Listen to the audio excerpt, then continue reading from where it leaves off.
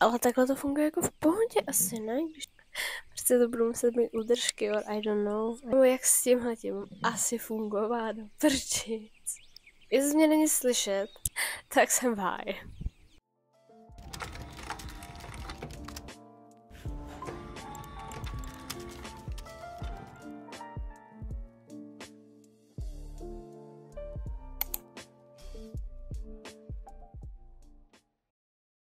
Zdravím všechny u nového videa po strašně dlouhé době. Zase, hej, já vím, že už jsem s tím trapná, jo, ale je to tak a já se obhájím. Nechte mě se obhájit. Já jsem actually chtěla udělat video už minulý týden, nebo no vlastně jo, minulý týden, když přišly aktulky, ale vzhledem k tomu, že přišlo jenom glow up stáje, tak jsem prostě si řekla, hele, natočím prostě až celkový recap toho, co jsem jakoby myslela.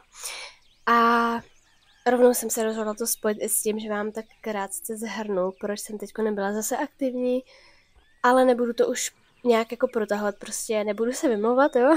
Každopádně já to teda rychle zhrnu asi na začátku, ať potom nezdržuju a pak se podíváme na tu novou staj a další menší novinky a potom bych se s váma chtěla podívat na nové koně, kteří mají přijít už tuhle středu. Vzhledem k tomu, že vlastně už vyšel náhled na chody, zbarvení a tak bych se na to s váma chtěla podívat, protože je to zrovna plemeno, který je mi dost blízký a nevím, jaký na to upřímně mám zatím názor. Takže vrhneme se rovnou na to. Ještě na začátek, než začnu tady se obhajovat, tak bych jenom chtěla říct, že jsem trošku nachlazená, plus mám alergii příšernou přes léto, takže se omlouvám, jestli s ním nějak trošku jako kdybych měla hlavu v kýbli. A do toho mám ještě úplně jiný mikrofon, než jaký jsem používala doposud, protože se mi rozbily sluchátka, přes které jsem natáčela. Oni už byli jako takový polorozpadlý, ale mikrofon furt fungoval, no. A teďko se mi právě nedávno před prázdninama rozbil. Takže já jsem ani neměla na co natáčet. A teďko prostě tady zkouším se stotožnit s novým mikrofonem, nebo spíš se záložním, ale upřímně je to dost na prd. A vůbec nevím, jak s ním. Přišlo mi, že s ním strašně divně, takže asi budu muset koupit prostě úplně jiný. Každopádně my se vrhneme na to, proč jsem nenatáčela. Ono, já jsem celkově neměla vůbec čas na hru. Potom přišel Equestrian Festival. Ani nevím, jestli jsem vydala nějaké video, ale myslím si, že jo. Já si myslím, že jsem vydala i nějaký speciál, nebo něco takového. Vůbec nevím. Vůbec nevím. No ale bohužel jsem vůbec nestihla natočit nic moc z toho festivalu, protože ačkoliv jsem byla aktivní, tak jsem vůbec neměla nějak jako náladu na natáčení. Já jsem neměla náladu ani na hru, ale hrála jsem to kvůli XPčkům a kvůli tokenům, že jo, logicky. Ale prostě kdyby jako nebyl festival, tak ani nehraju. Takže proto jsem nechtěla být prostě negativní. Nechtěla jsem to jako urychlit jenom proto, aby něco vyšlo a být tam potom zbytečně negativní a přenášet to na vás. S tím, že potom Equestrian Festival odešel, vím, že potom přišel hnedka ten Camp Western, který mě upřímně letos vůbec nebavil a nevím, čím to bylo. Asi to bylo spojené i s tím, že jsem prostě pomalu už přestávala mít náladu na sosko. Nebo já jsem byla hrozně totiž taková jako frustrovaná celkově tenhle půl rok. Prostě ta hra mě potom ještě víc jako štvala, když jsem viděla ty nový updaty a vůbec mě to jako nelákalo tu hru ani zapnout. A když už jsem jí zapla, tak jsem si radši prostě trénovala, než abych lezla na ten Camp Western, no. Nevím prostě, no vůbec nevím, proč, jako čím to bylo. Přitom mně přijde, že byl skoro stejný jako minulý rok a ten mě mega bavil, takže... No a potom, když odešel Camp Western, tak jsem přestal hrát úplně, jakože úplně. S tím, že potom hodně často chodily bazary a slevy a mě to strašně taky rozčilovalo. Protože, jakože WTF, jako já jsem se i koukala do news z minulého roku a tam byly bazary 3krát ročně. Nebo 3 nebo 4 ročně. A teďko byly 3 prostě asi během 3 měsíců. Vůbec jsem to nechápala. Každopádně to jsem si koupila nějaké nové vysněné koně. A dokonce jsem z toho i natočila nakupovačku. Jenomže zase ta technika, že jo? To bych nebyla já. A prostě se mi úplně rozbil zvuk.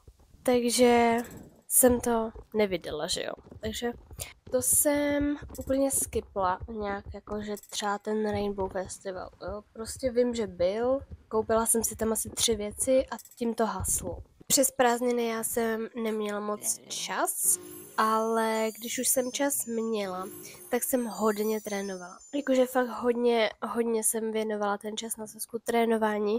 Třeba 40 koní z 55 jsem měla prostě nevytrénovaných, jo. Teďko mám asi 20 z 55, což jako na to, že jsem měla 40 je v pohodě. Tak já bych tuhle kapitolku ukončila. Prostě nebyl čas, nebyla nálada. S tím, že strašně moc děkuju všem, co tady stále zůstali a co mi i přes moji neaktivitu psali komentáře a povzbuzovali mě, strašně moc si toho vážím a jste fakt skvělí. Ani nevíte, jak moc si vás vážím. No a teďko bych se přesunula na ty menší updaty, nebo novinky, nebo takový ty prostě, co bijou do oka. Což jsou ty nedávný, jako je třeba tabulka main menu. V první řadě já jsem zvyklá, že to bylo takhle pod sebou, ve sloupečku. Takže vždycky automaticky klikám prostě tam, kde byl ten pickup a teď je prostě tady, že jo. Takže to je prostě první věc. Ale OK. Jakože vůbec nechápu, proč je to hnědý. Jako vůbec. Jako ono to není špatný. Ono je to docela pěkný, ale proč je to hnědý? Však reálně úplně všechno máme v těch modrých barvách. S tím tmavým motivem. A pak je tady prostě main menu. Hnědý. Hele, já nevím, na mě to působí, jak kdyby jeden člen týmu udělal celé to rozhraní s tím, že prostě si řekl, hej, půjdeme do modra. A pak teďko si prostě řekl další člen týmu, že hej, já udělám main menu. WTF. No prostě chápete, přijde mi to jako úplně jiný a vůbec se to k tomu nehodí. Jako vůbec. A ještě s tím, že tady máme někde prostě i ten starý design. Do toho máme ten nový modrý design s tím tmavým motivem. A do toho teďko máme prostě hnědý main menu.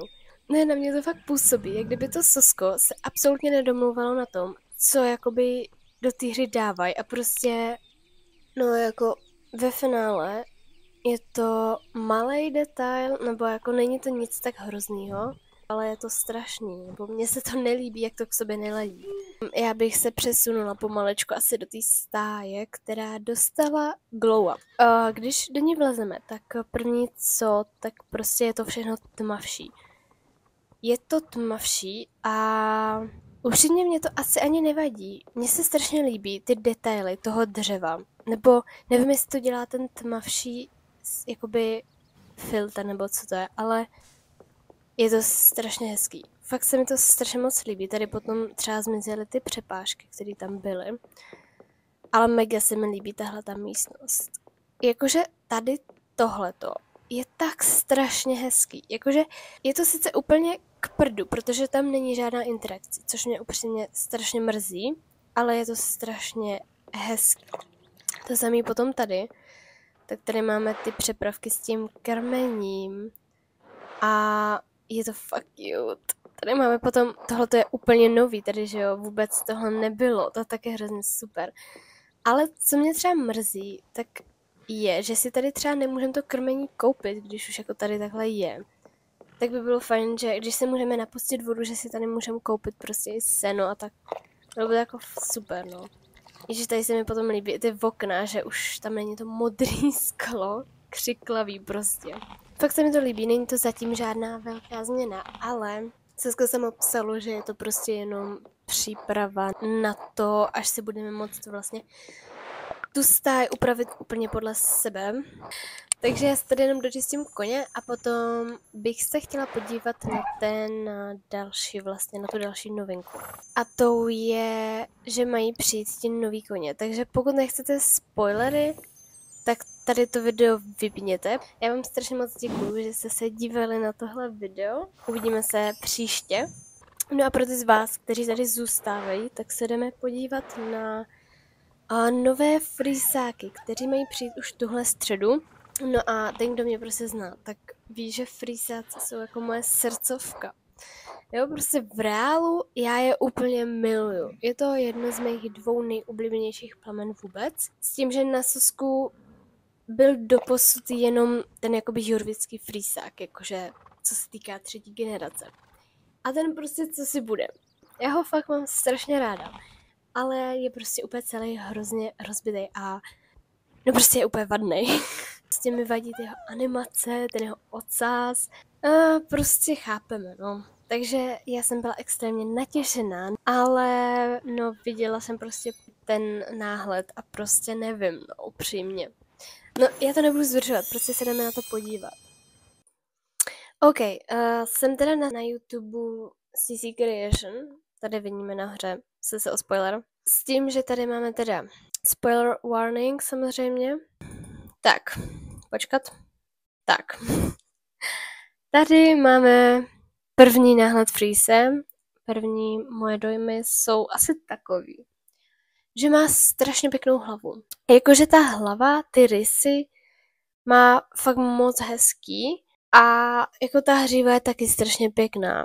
Akorát mi občas prostě vadí tady ty cancoury, ale to spíš v těch rychlejch chodech nebo při skokách. Ale to je prostě Sosko. To je jako, to není úplně tímhle koněm, to má prostě spoustu koní. Teďko, když na to koukám, tak má moc hezký jako tvar toho ocasu, že už to není prostě uřízlý červ, jak u toho jorovického Freeze.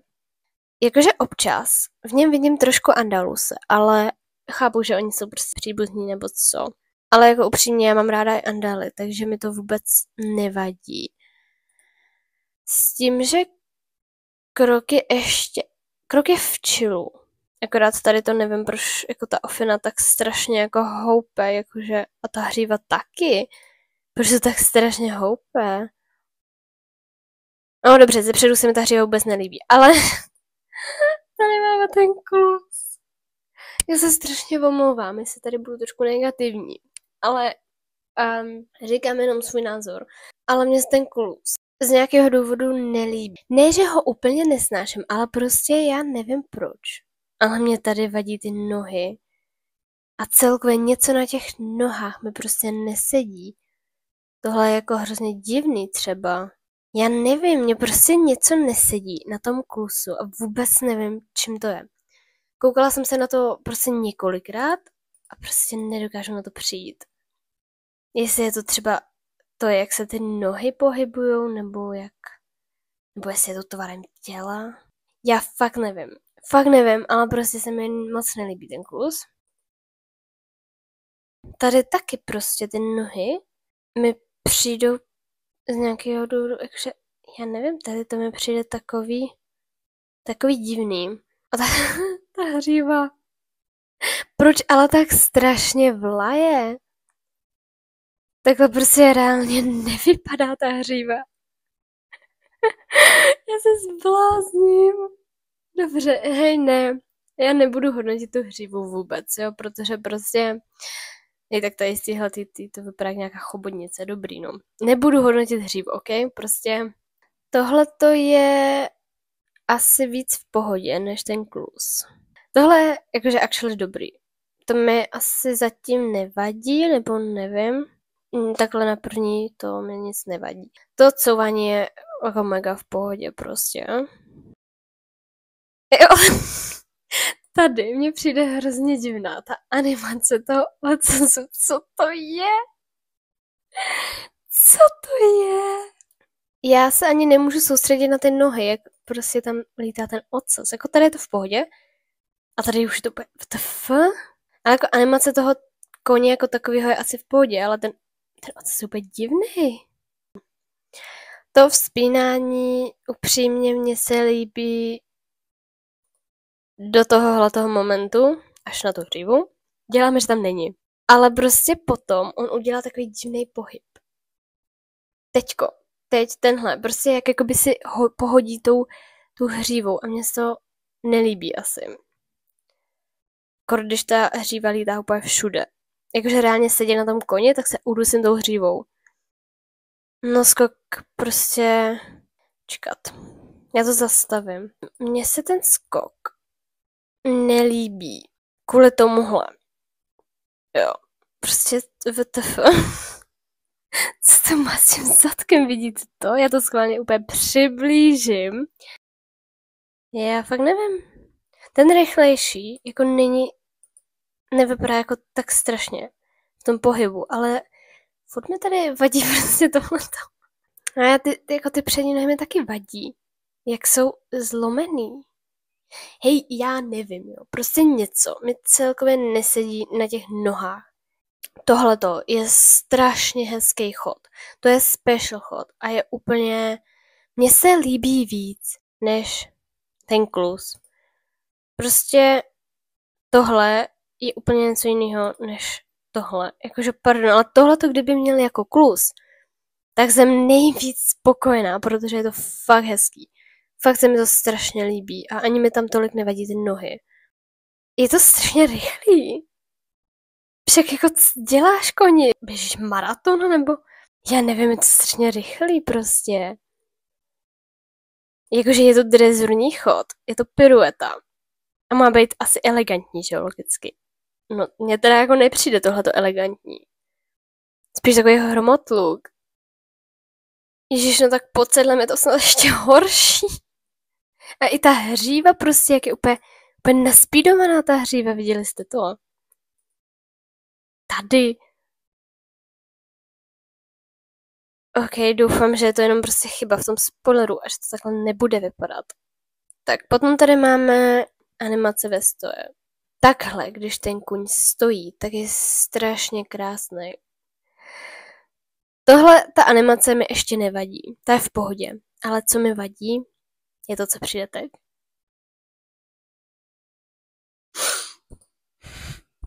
Prostě děláte si ze mě srandu. Reálně animace, na kterou si stěžuje 90% hráčů u Jorovického Freeze a oni dají i tomuhle.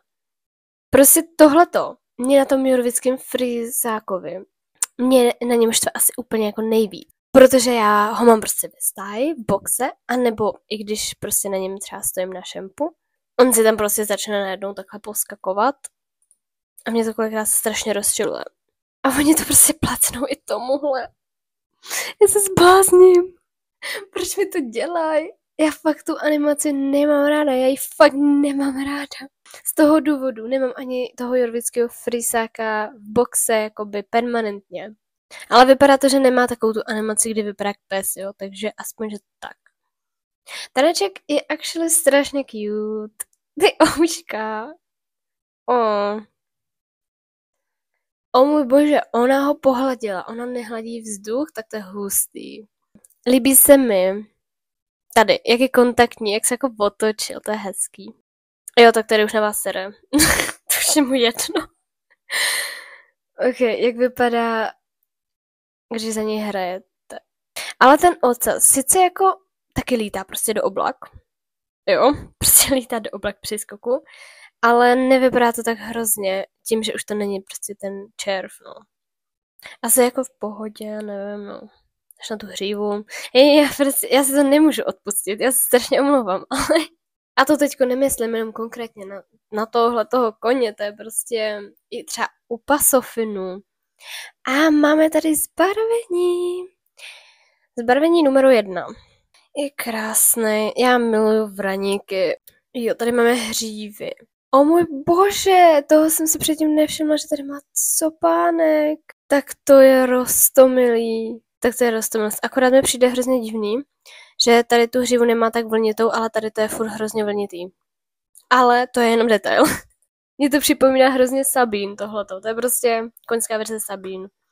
Ale asi proč ne? Jasně, plešatý. OK.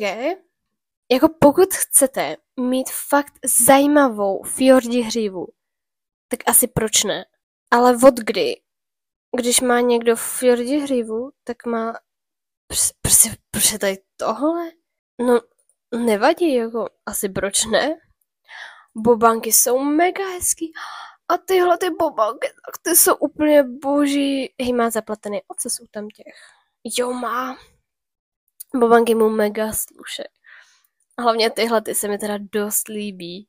A ty i zachrání tu hroznou hřívu. Takže to se vyplatí. Jasný, na blbečka. A co pánek. Mně přijde teda jako dost úzký na to, kolik má hřívy, ale jinak OK. A tohle to je teda taky krásný. To je fakt pěkný. Tenhle je jakože strašně hezký, jakože strašně zajímavý. Jakože není to můj favorit pro teď, vzhledem k tomu, že chci prostě freeze jakože vraníka, ale je strašně krásný. OK, to je takový víc do šedá. Asi pohoda. Tady máme potom, jakože není vůbec špatný, je hodně lesklý teda. Potom je tady tenhle ten chestnut, asi. Ten je hrozně zajímavý. Nejsou to teda moji favoriti těchto dva, ale tenhle ten je strašně hustý. On prostě vypadá, jak když je starý, ale je to strašně dostomilý. Je to strašně cute. Jo, a potom je tady tenhle ten černý se znakem na čele, pokud se nepletu. Jo, no. Tady je potom vidíme. Akorát je škoda, že třeba nepřidali i bílýho, když už máme jako v těch jorvických když už máme prostě u jorvických frýsů bělouše, tak ho mohli dát i sem. Jo, tady máme velikost. To je docela vysoký. To se mi líbí, já miluji vysoký koně. Jo, tak to je mega dobrý, ta velikost. No tady je právě porovnání s tím, on vypadá jak pes i takhle. OK, budu stát 900 pade od levelu 9 v Jorvik Stables. No, tohleto by teda z dnešního videa bylo asi všechno. Já jsem s váma chtěla prostě jenom takhle úplně na random projít všechno, co jsem chtěla. Já, jako abych byla upřímná, tak jsem se rozhodla asi tak před půl hodinou, kdy jsem tady prostě trénovala dropka. A řekla jsem si, hele, tak já to prostě natočím. Určitě můžete očekávat aktualizace ze středy. Ty bych chtěla natočit.